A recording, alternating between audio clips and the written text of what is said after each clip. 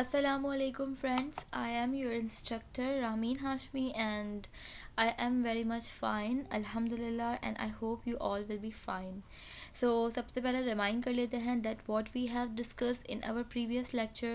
So previous lecture में हमने देखा था कि HTML में headings क्या होती हैं, what are the different types of headings that we use in HTML.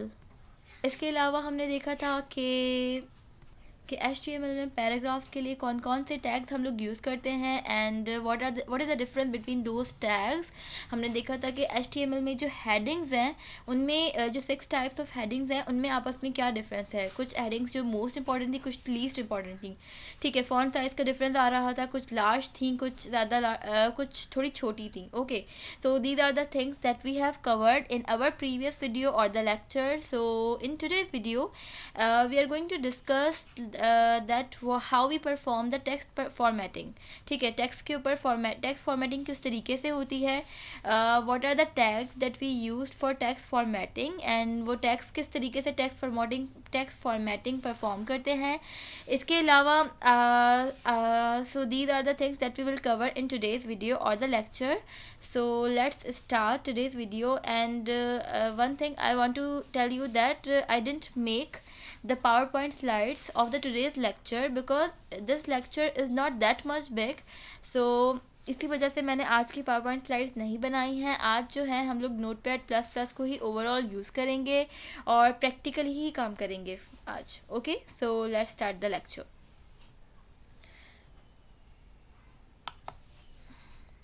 सो आज हमने देखना है कि टेक्स्ट की फॉर्मेटिंग किस तरीके से होती है. ठीक है जी. सो ये हमने प्रीवियस वीडियो में और प्रीवियस लेक्चर में हमने ये सब चीज़ें देखी थी. 6 टाइप्स ऑफ हेडिंग्स देखी थी, पी टैग देखा था, प्री टैग देखा था, पैराग्राफ के लिए यूज़ होते हैं. आज हम क्या करते हैं, सबसे पहले हम इसी से स्टार्ट करते हैं. ठीक है जी. सबसे पहले मैं क्या कर रही हूँ, मैं प्री टैग हटा रही हूँ. प्री टैग का ये पैराग्राफ मैं हटा रही हूँ.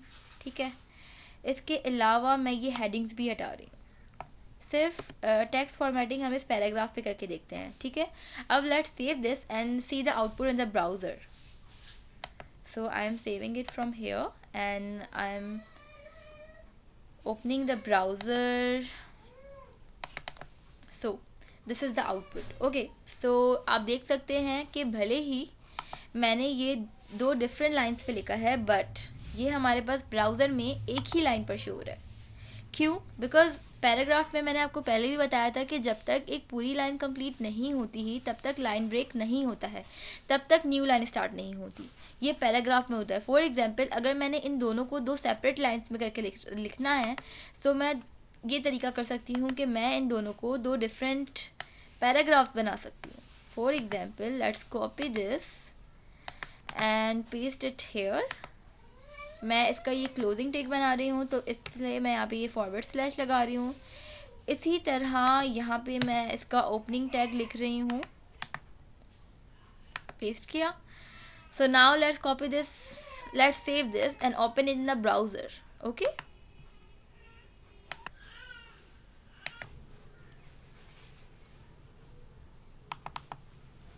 सो एज यू कैन सी अब ये दोनों जो हैं वो डिफरेंट लाइंस पर हैं और इनके दरमियान में स्पेस भी है. जब मैंने दोनों को डिफरेंट पैराग्राफ बनाया, बट अगर मैं दोनों को एक ही पैराग्राफ में लिखूं, फॉर एग्जांपल लाइक दिस,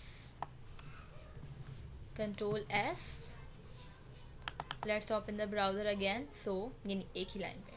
सो अब मैं ऐसा कौन सा टैग यूज़ करूं कि जो इन दोनों को दूसरी लाइन में लेकर आए, अलग अलग लाइन में लेकर आए, मतलब यहाँ के बाद ये न्यू लाइन पर आ जाए और मैं कोई 2 डिफरेंट पैराग्राफ भी यूज़ ना करूँ. सो यहाँ पर एक टैग होता है जिसे बोलते हैं line break.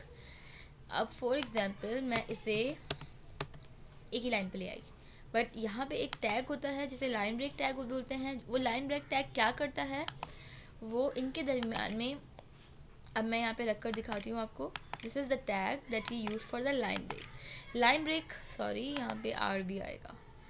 So this is the tag that we use for the line break. Line break क्या करता है, यहाँ पे एक लाइन ब्रेक कर देगा और इसके टैग के आगे जितना भी कंटेंट होगा ये सारा कंटेंट एक न्यू लाइन पर आएगा. For example, let's save this and open the browser once again.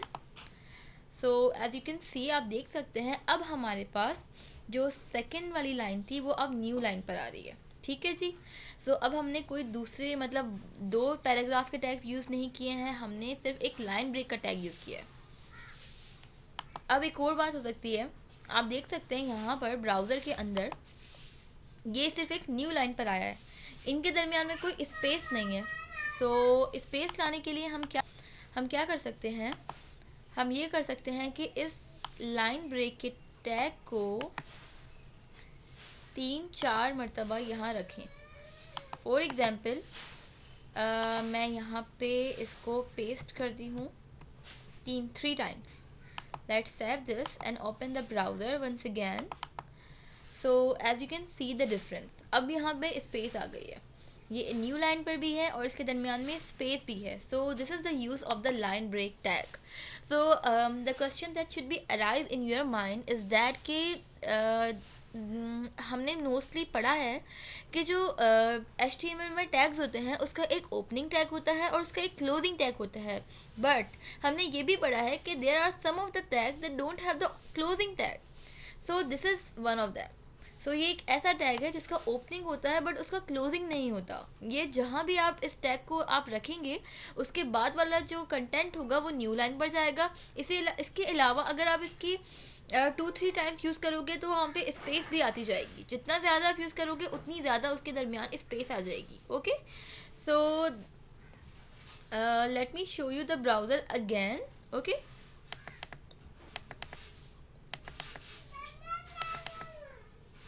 ठीक है जी।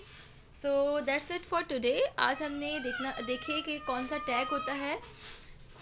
आज हमने देखा कि टेक्स्ट फॉर्मेटिंग के लिए हम लोग कौन सा टैग्स यूज़ करते हैं। There are also some other tags that we use for text formatting.